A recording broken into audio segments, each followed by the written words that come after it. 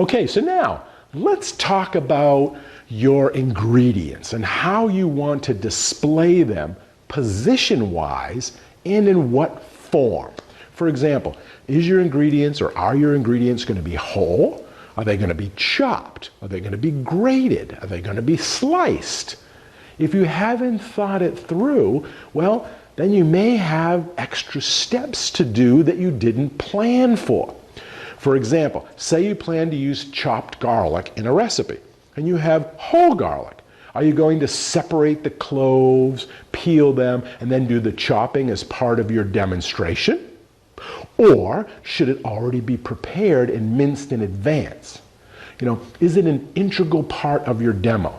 Is it part of your demo objectives? Or is it just going to be something as a side note that's actually going to maybe distract or confuse or clutter up your demo for your audience?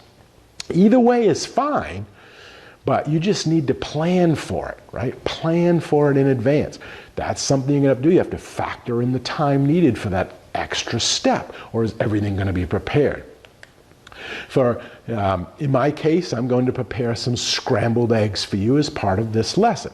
Well, should I have the eggs whole, right?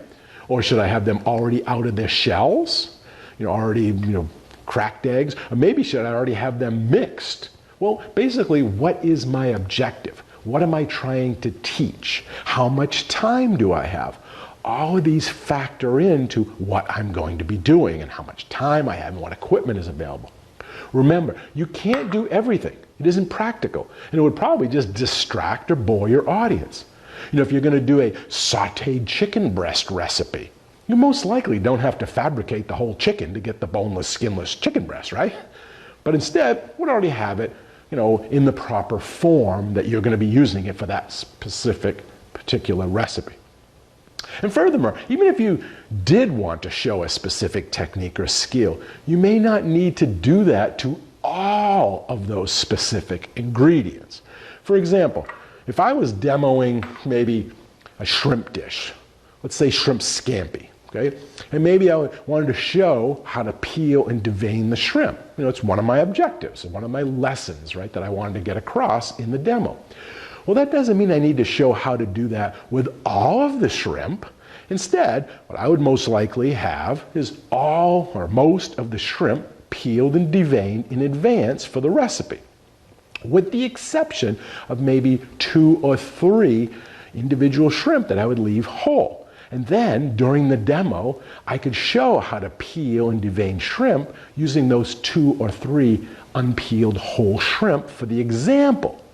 But by having all of the other shrimp already peeled and deveined in advance, I would not have to slow down the demo. I could get my little, specific technique out of the way and then move on. I'm not going to do it with 30 shrimp.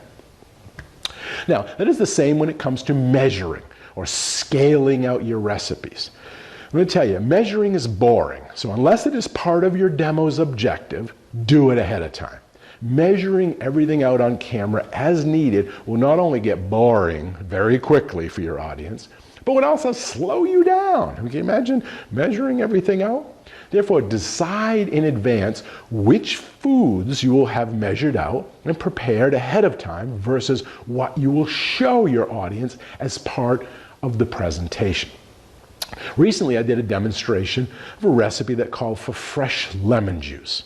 I decided that showing how to juice a lemon would be beneficial for that particular audience, and I had enough time allowed in my demo where I could demonstrate how to roll the lemon to soften the inside and then use it with a fork on the inside to maximize juice removal.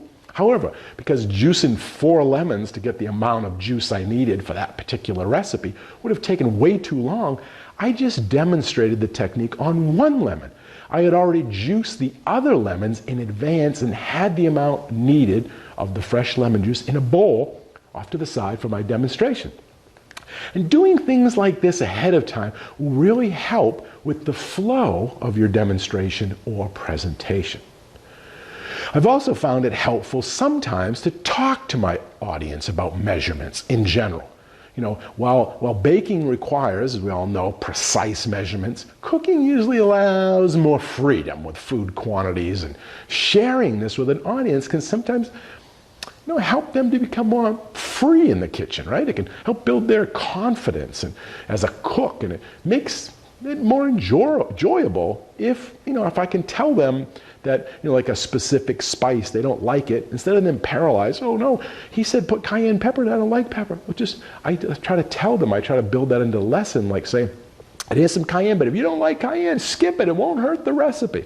Or I try to give them other options, like maybe someone likes garlic, and I'm putting in 2 cloves, and I'll say, and if you like garlic, throw in 2 more. It won't hurt. Or, so something like this. And I freeze them. They're like, oh, I don't have to stick exactly to the script, and nothing's going to happen. There's no recipe police that are going to come out and arrest me, right?